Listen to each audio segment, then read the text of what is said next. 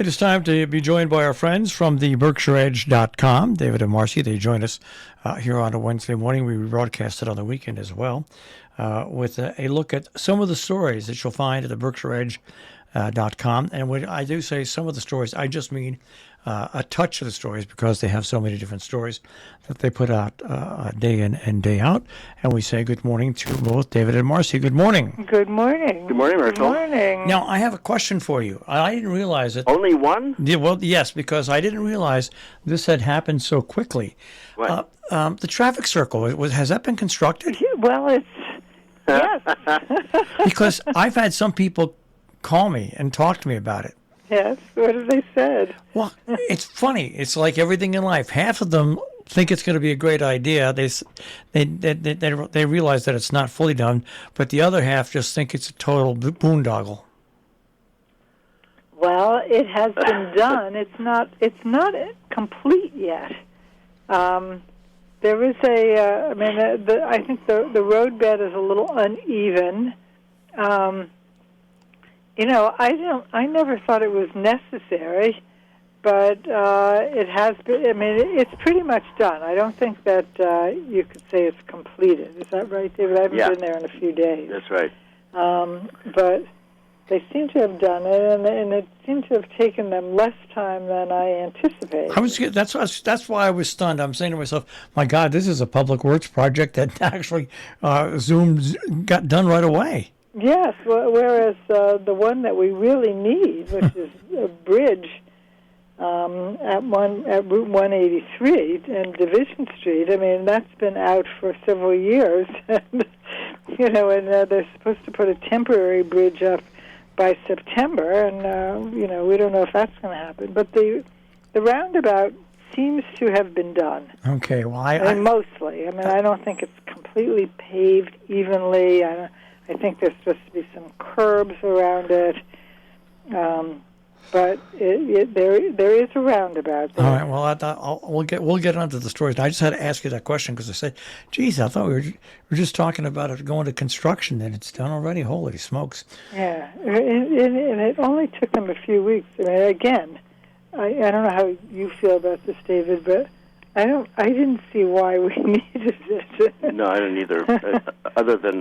Other than it's a New England tradition to have a roundabout. Well, all I can say is I lived in Kingston, New York, and in Kingston, New York, where the New York Thruway joins in Route 28. Oh yes, there's a roundabout. Well, it used to be a guy who ran the radio station I worked for. One of the radio stations I worked for, Harry Thayer, used to call it the Black Hole of Calcutta because it wasn't lit, and at night it was truly terrifying.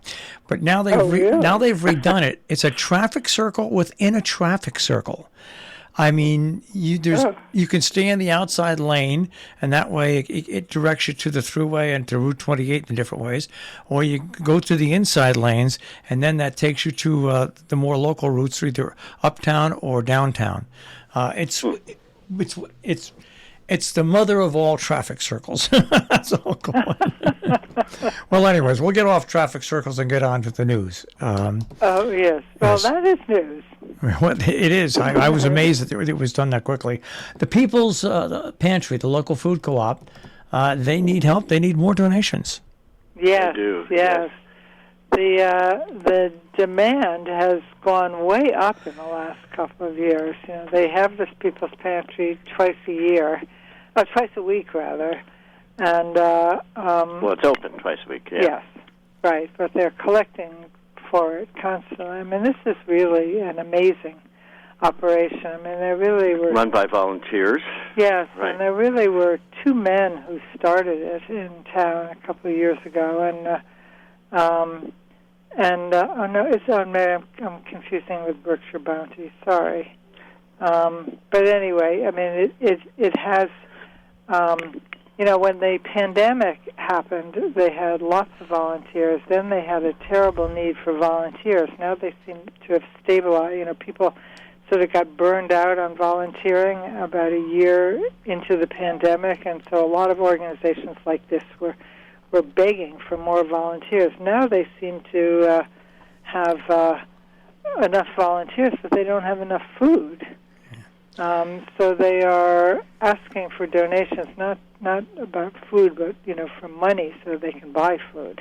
Yeah, the Sunday in the Country food drive just was the Salisbury Chamber of Commerce held their annual golf tournament.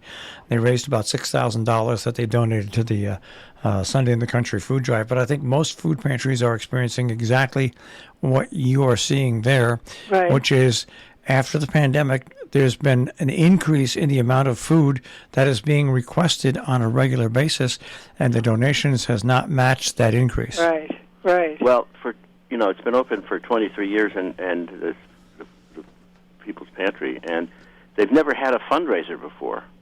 Is it 23 years? Yeah, It's 23. in 1999. Yeah. Right. Sorry. Right. And so this is they're kind of in an emergency because of the pandemic, which is just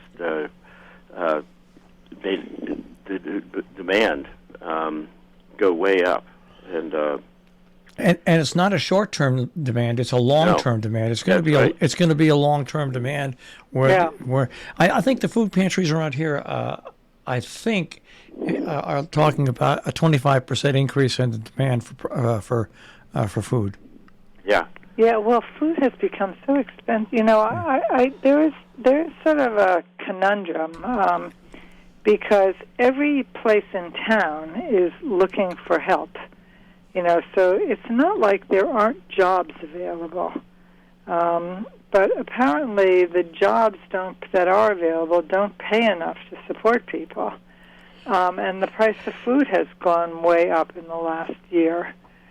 So, I'm shocked every time I check out at the grocery store. I can't get out of there, for even just incidentals for less than $100. I was just going to say, I remember when I was first married many, many years ago in Kingston, New York. I had a family, myself, my wife, and there were 2 children.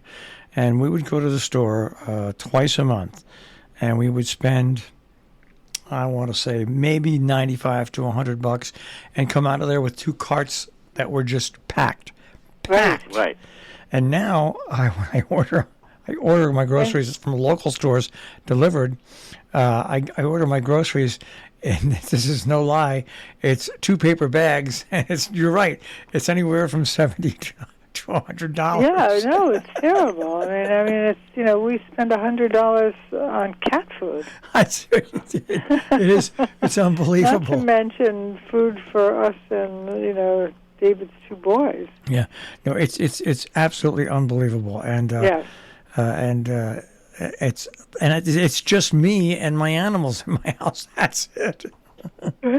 Right. No, it's so. I think this is people have said, and we've gotten comments. Why is such an increase when there are jobs available? But I think the answer is that the jobs that are available, many of the jobs that are available, just don't keep up with the cost of living. Well, around here, most of the jobs that are available are in restaurants and facilities like that. And yes, in Connecticut, there's a $15 minimum wage. But once again, not as many people are going out. And you really make when you work at a restaurant on tips. Also, supermarkets need employees. But all the shops are in need of employees. The hotels are in need of employees, and so there. Well, this is one of the odd things about this area, which is, so it has this glossy sheen to it of, a tourist center and. Many very important cultural events and institutions, but the fundamental population who lives here is pretty poor. And it all goes back to 2 words: affordable housing. Yes, it does. No, I think you're right. Yeah, it all goes back to 2 words: affordable housing. So young people who used to fill those jobs and do those jobs could find housing that afforded them the ability to live and also hold those jobs. It's just right. Yep. It's and that is not going away. No, it's not anytime soon. But in any case, we have to say that the People's Pantry has been a volunteer. Volunteers have kept this thing, started this thing, and have maintained it, and it's a really an institution that many people are very fond of. So we urge people to donate. I mean, it really is the best of neighbors taking care of neighbors, which is our New England tradition. And people, you supply the link and everything for people to donate yes, we to. did. So. Oh, yeah. Yeah, we did. And we have a nice article about why they need it and what's happening. So, right. Let's go on to W.E.B. Du Bois. Once again, Great Barrington will celebrate the life of Du Bois on August 27th. Yes. Yeah, that's right. W.E.B. Du Bois, the famous civil rights writer, who was born in 1868. Died in 1963. In 1963. So he was. So he was a native. He wrote many seminal civil rights books, and calling for equal treatment of blacks in America. And he lived here in Great Barrington. He was born. He was born in Great Barrington too. So, and it's been, he has been a controversial figure in Great Barrington. So, because in his old age, he became a communist, and many people in this community will never forgive him for that. They forget that he also founded the NAACP, that he was a brilliant writer, and he also when he came back to make a speech at one of the high school graduations, he made an incredible speech about the river and the need for environmental protection. I mean, it was a moving and beautiful speech. And inspirational, and such a forward-looking address. Yes.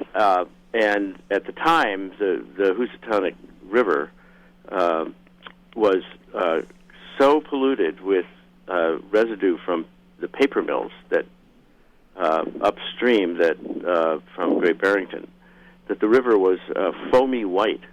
It was right.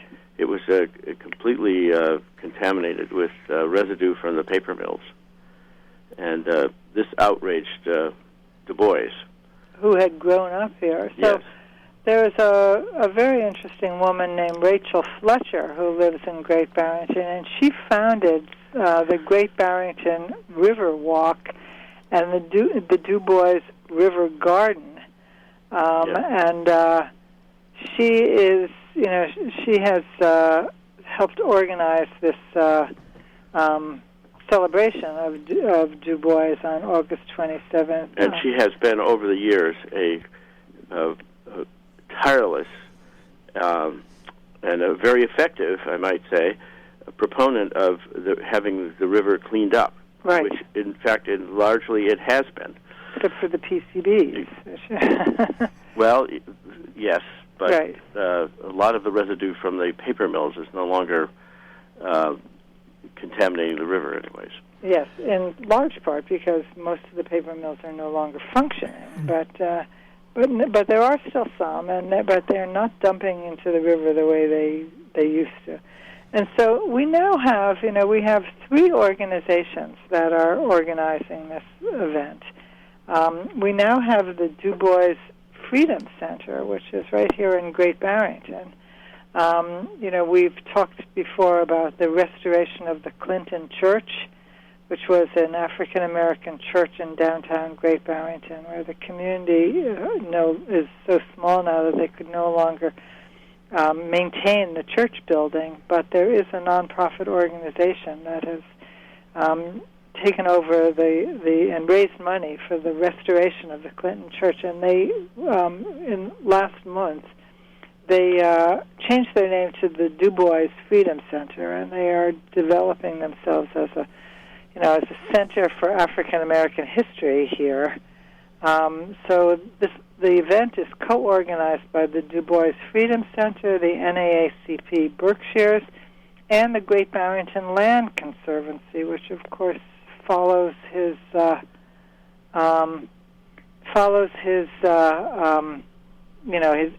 Bois' interest in environmental justice. So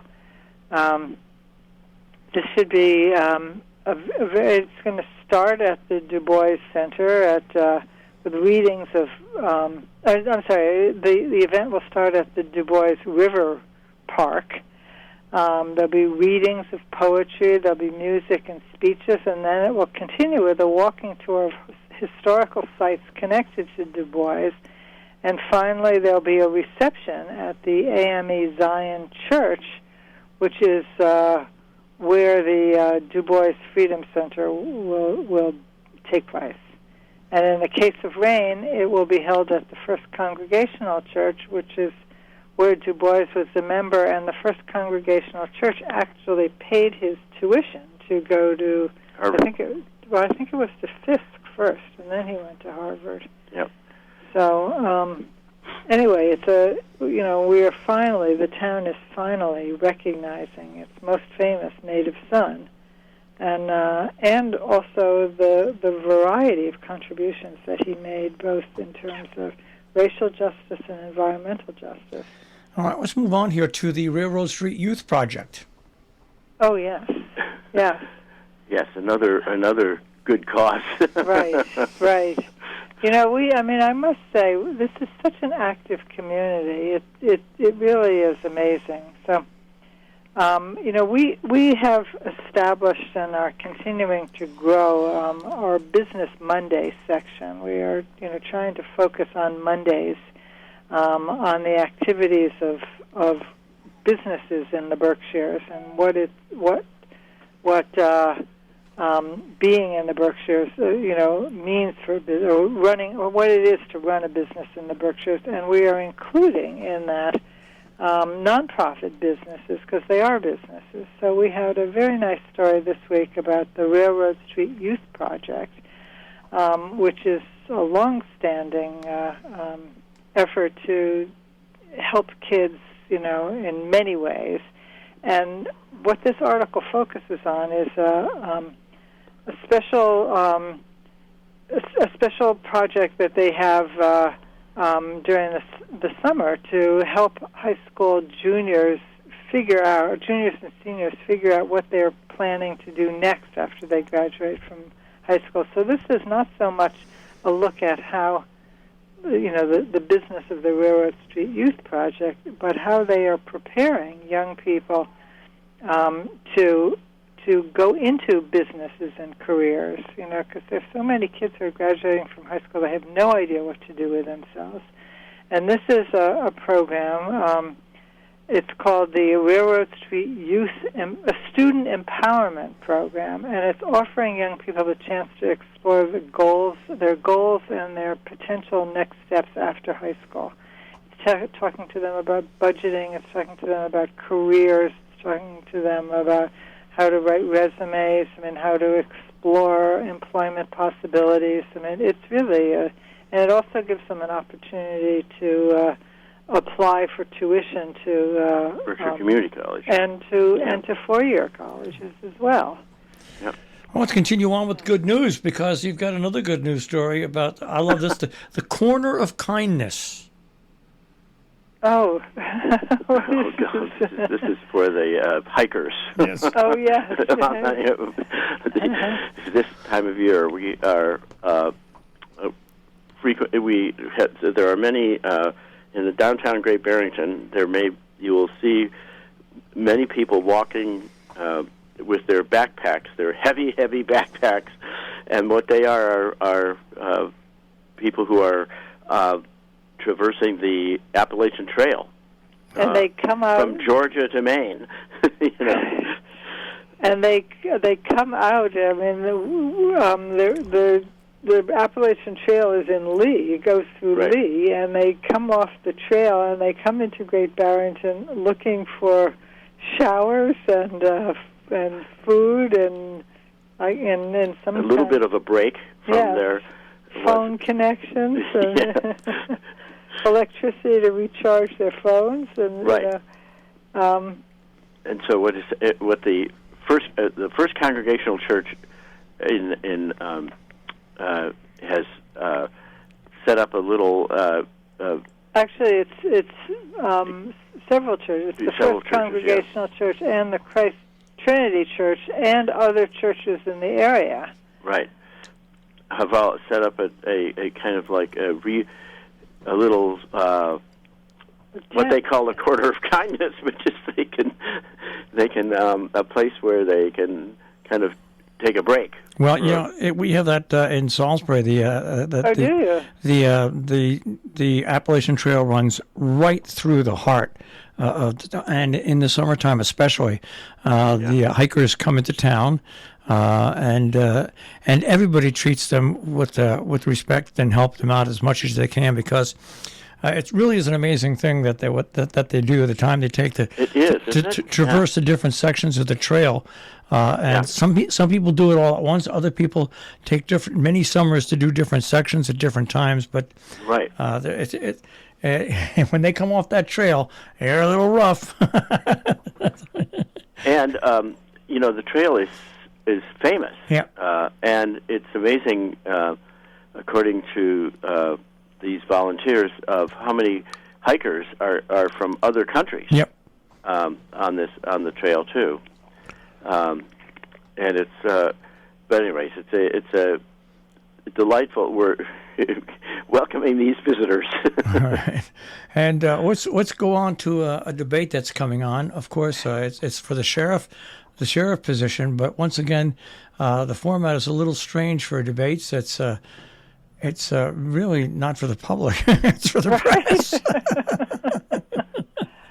And this is sort of done, organized by a private local blogger named Dan Valenti, who he's organized this. He's moderating. We're having this. I think we talked about this once before. I mean, nobody ever paid any attention to the sheriff's race, and nobody even knows what the sheriff does. Although we are learning. Well, you see them. Their primary responsibility, or one of their major responsibility, is maintaining the jail, right? Which is quite an impressive facility, actually, up in Lanesboro and in Pittsfield, which is the county jail. But they also do traffic duties too. And they serve summonses for the court. That's right. They serve summonses. So they are they're under there's a race for the county sheriff. Yeah, but they have been, as David started, they have been under the radar for years. Oh, that's right. Yeah, and I mean nobody paid any attention to the sheriff's race, but now there is somebody very publicly challenging the incumbent, and suddenly we're getting press releases every day about the Sheriff Bowler is the incumbent, and there's a man named Alf Barbalunga who is challenging him, and now they're going to meet for an in-person debate for the press only, moderated by some individual who's taken it upon himself to organize this debate. So right. It should be interesting. It should be interesting, and I wonder, really, I mean, how much the public even knows about this. Except there are lawn signs all over the place, and we have been. I mean, and there have been emails, from both sides being sent to big mailing lists, including to us. But, it'll be interesting to see how many people actually turn out and vote on election day. Right.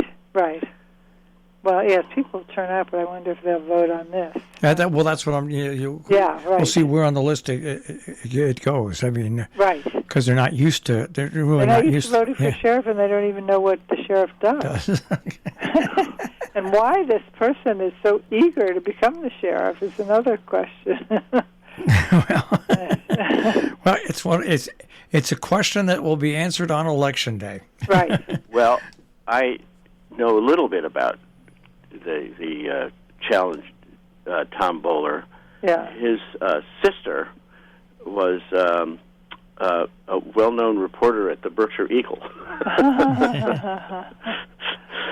So when I was editor there, and she was great. But the sheriffs are, they're you see them at directing traffic at Tanglewood. Are those sheriffs? Yes. Oh, no. Oh, yes. That's what their part of their duty is. Huh. Is traffic duty at events. Ah. And so if you watch for them, you'll see them more than you think. All right. Yeah. Well, these stories and more, of course, the BerkshireEdge.com. Guys, we'll speak to you again next week. Okay. Take Thank care. you. You bet. Bye. Bye-bye. The BerkshireEdge.com on the web, and you can find them at RobinHoodRadio.com. Click on demand, click on